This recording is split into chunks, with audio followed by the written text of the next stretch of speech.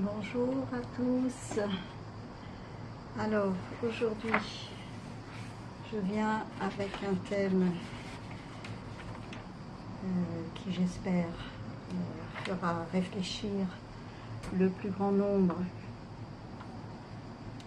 J'ai donné ce titre renoncer et se réorienter. Renoncer à quoi? Eh bien, renoncer à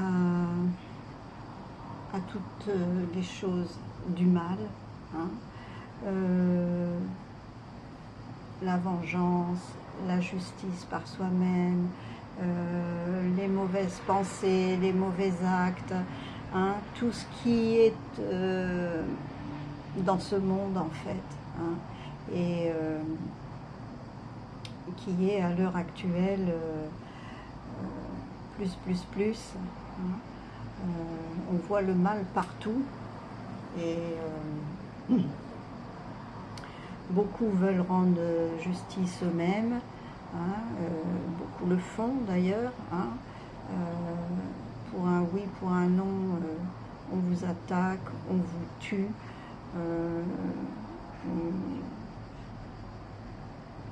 on vous dénigre, on a des mauvais comportements les uns envers les autres, etc.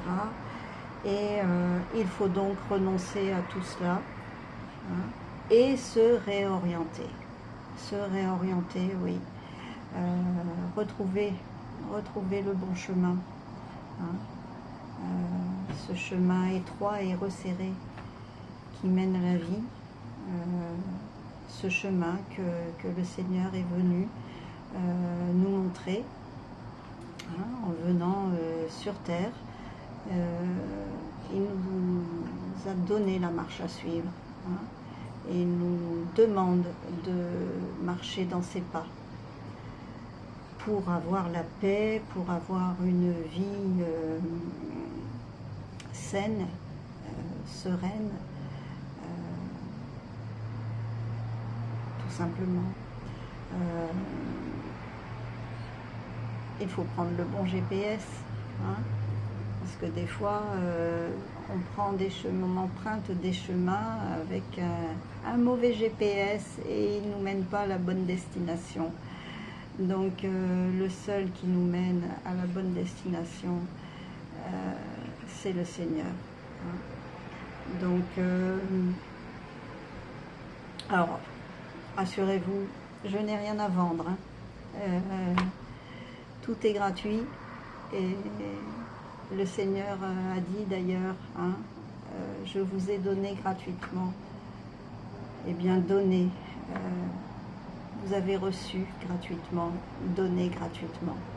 Et voilà, donc ce thème abordé aujourd'hui pour faire réfléchir encore et se remettre en question, parce qu'on a tout le temps à se remettre en question, hein. Même quand on est avec le Seigneur, hein, eh bien, parfois il nous corrige, hein, parce que nous sommes des êtres humains, hein, et donc on n'est pas parfait. On n'est pas parfait, mais quand on a le Seigneur avec nous, il nous conduit, hein, par la puissance de son esprit qu'il a laissé en nous. Il nous conduit, il nous corrige, hein, et il nous ramène sur la bonne voie, hein. Donc voilà mes amis, donc si vous êtes découragés, si vous êtes vraiment dans l'épreuve, eh bien croyez-moi, quand on a le Seigneur avec soi, on est fortifié. Il nous fortifie, oui. Ça ne veut pas dire qu'on n'a pas d'épreuves, qu'on ne subit pas,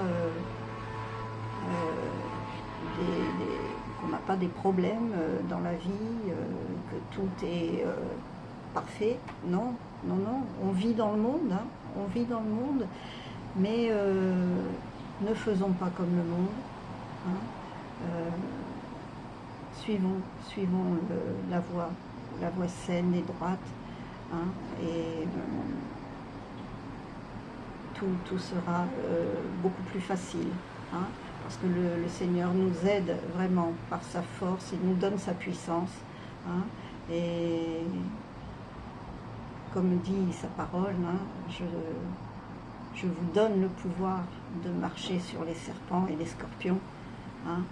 Ça veut dire que vraiment, il nous aide, il nous porte, hein, pour supporter les choses difficiles, hein, qu'on ne saurait supporter par nous-mêmes, hein. Donc vraiment, cherchez le Seigneur et vous le trouverez. Vous le trouverez si vous le cherchez de tout votre cœur. Il se laissera trouver, hein. Et quand le Seigneur entre dans une vie, croyez-moi, tout change. Tout change. Les choses sont tout autres. Vraiment. Je prie vraiment que vous fassiez cette expérience avec le Seigneur. Et ce matin, j'étais vraiment en joie parce que j'ai rencontré des jeunes gens. J'étais à la rencontre de frères et sœurs, hein, dans une église près de chez moi. Et il y avait là des jeunes filles, toutes jeunes. Je ne sais pas quel âge je devais avoir, une vingtaine d'années. Et ça fait plaisir vraiment de voir la jeune génération se tourner vers le Seigneur. Elles ont exprimé vraiment, elles ont fait un court témoignage, hein, le pasteur leur a donné la parole et vraiment j'étais en joie. C'était vraiment beau parce que elles rayonnaient déjà. Et ça, c'est vraiment, ça encourage vraiment et ça met en joie et on voit l'œuvre du Seigneur sur les personnes. Et elles n'ont pas parlé beaucoup, hein, elles ont témoigné de petites choses qu'elles avaient vécues avec le Seigneur. Et vraiment, c'était beau. C'était beau, c'était magnifique. Et j'encourage vraiment tout le monde à rencontrer le Seigneur comme nous le rencontrons, comme nous l'avons rencontré, parce que il met dans notre cœur une paix extraordinaire. Alors oui, il y a des injustices, on est confronté à un monde violent, c'est vrai. Et dernièrement, je parlais avec une personne qui n'est pas dans le Seigneur, qui n'est pas croyante, qui, pour elle, c'est secondaire.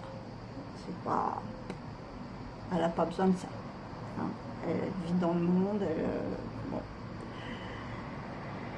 Bref, j'avais déjà entendu cette expression, moi, ni Dieu ni maître, hein. Bon. Et donc, on discutait de toutes ces choses qui se passent dans le monde, et elle me disait, ah, moi je me vengerai, hein, si on me fait ça ou ça, t'inquiète, moi je me vengerai. Et puis je l'ai entendu dire aussi parfois, ah bah moi je risque pas de faire le bien, hein. Si on me fait du mal, je risque pas de faire le bien, hein. Ça risque pas, hein. Bon, ok. Alors, elle dit, ouais, ben, j'espère qu'un tel et un tel, ils iront direct en enfer, hein. Ok. Bon, déjà, c'est qu'elle sait, elle a la notion qu'il y a un côté où ça sera bien et de l'autre côté où ça sera mal, hein, parce qu'elle souhaite l'enfer à telle ou telle personne. Alors je lui ai dit, j'ai dit, mais dis-moi, toi qui souhaites l'enfer à telle personne ou telle personne, est-ce que tu t'es posé la question pour toi? Toi, tu vas aller de quel côté? Tu t'es posé la question? Où tu vas aller, toi, après? Oh, non, moi, je sais pas, je m'en fous. Bon, ah, ok. Ouais, mais de toute façon, moi, je suis gentille, je fais de mal à personne. Ouais, d'accord. T'es gentil, mais bon, tu souhaites quand même le mal à un tel ou un tel, quoi. Donc déjà, t'es dans le péché. Et bon, la parole nous dit de ne pas rendre le mal pour le mal. Hein. Ça, c'était la loi du talion. Hein. Dans les temps anciens, sous le code du roi de Babylone, à l'époque, c'était bien avant Jésus-Christ, hein, en 1700 aidé 1730 avant Jésus-Christ, je crois, il y avait le roi de Babylone qui avait instauré cette loi, la loi du talion, qu'on appelle œil pour œil, dent pour dent, hein, c'est-à-dire je te coupe une main, je te crève un œil, bon, bah, tu rendras l'appareil, quoi. Hein. Mais qu'a dit le Seigneur Jésus, hein? Qu'a-t-il dit?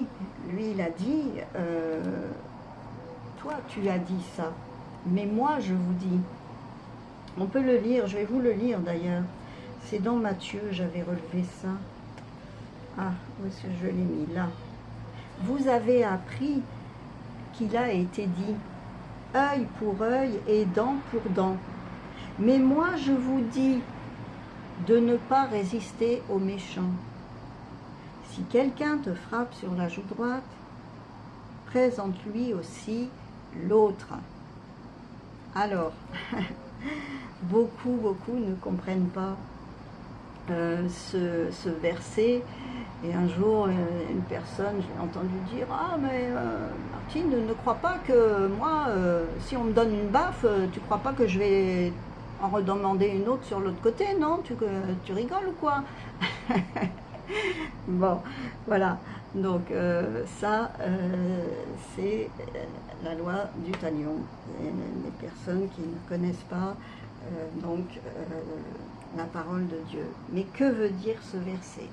Que veut dire ce verset? Ça ne veut pas dire, ne cherche pas, ça ne veut pas dire cherche à te faire battre, hein. C'est pas ça que ça veut dire. Hein. Mais ça veut dire tout simplement que présente-lui le bon côté, présente-lui la bonne chose à faire, à être, montre-lui le bien, hein, face au mal, montre-lui le bien, c'est ça que ça veut dire, montre-lui l'autre côté du mal, c'est le bien, hein. Ne rends pas le mal pour le mal, mais reste dans le bien. Voilà ce que ça veut dire. Pour ceux qui ne comprennent pas le sens de ce verset, hein, tout simplement. Donc, faut pas dire des choses, des paroles en l'air comme ça, parce que c'est important. C'est important la bonne compréhension des choses.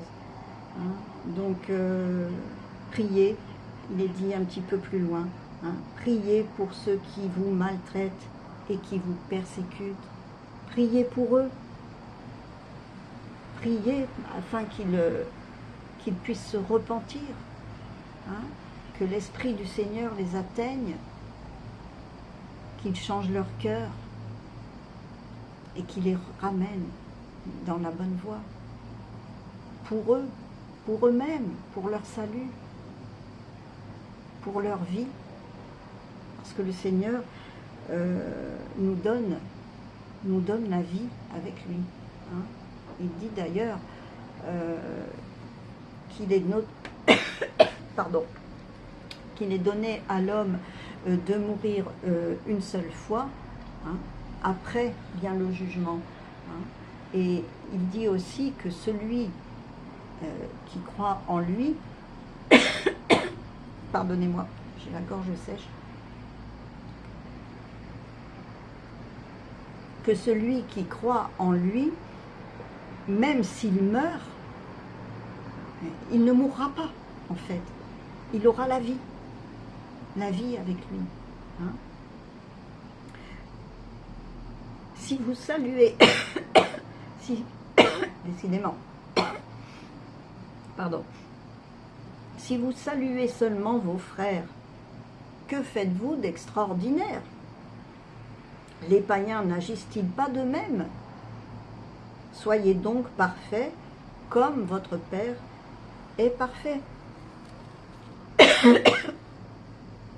Voilà mes amis.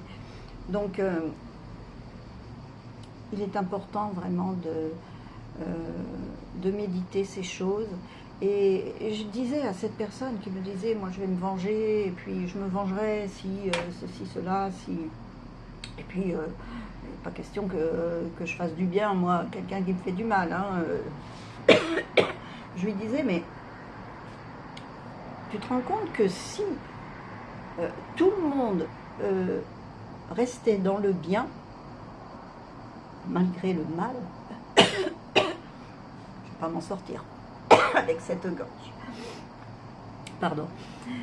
Si tout le monde faisait le bien, mais tu te rends compte, mais ça serait merveilleux. On serait dans un monde, mais ça serait magnifique, quoi. Ça serait magnifique.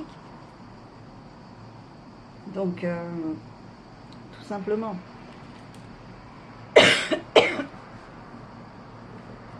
Je vais vous lire dans Hébreux, au chapitre 9.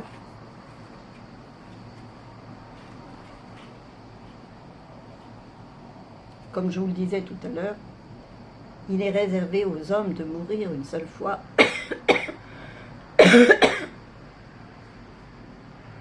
Après quoi vient le jugement. De même, Christ, pardonnez-moi,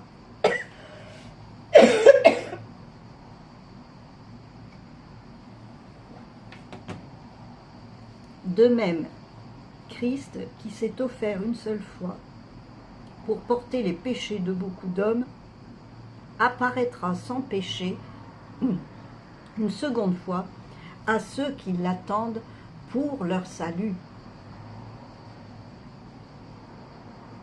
À ceux qui l'attendent pour leur salut.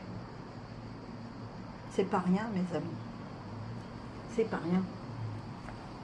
On n'est que de passage sur terre. Mais la vie est éternelle. Pour tous, le Seigneur a donné la vie éternelle. Avec lui ou sans lui. Si vous êtes sans lui, vous aurez la vie éternelle dans les tourments. C'est long, hein. C'est long des tourments éternels.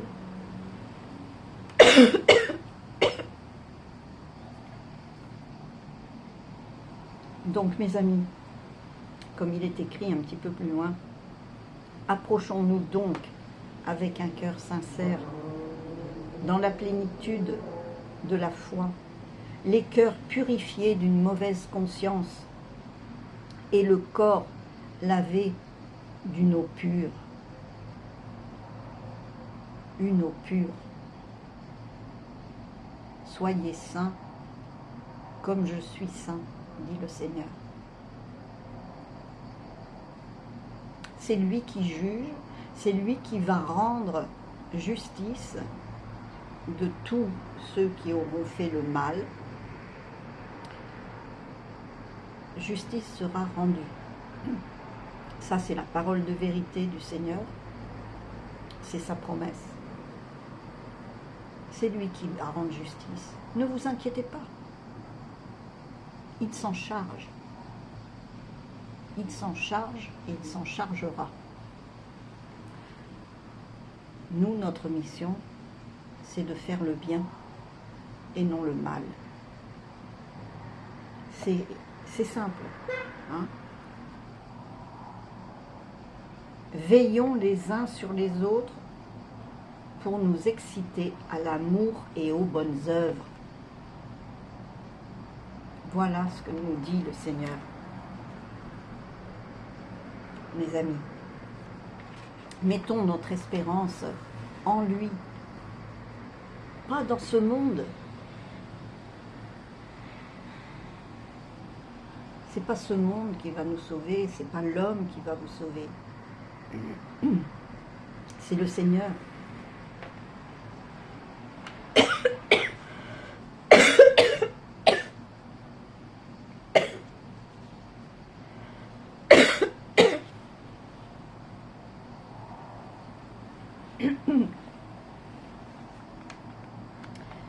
Pardonnez-moi, j'ai quelque chose qui s'est coincé dans ma gorge.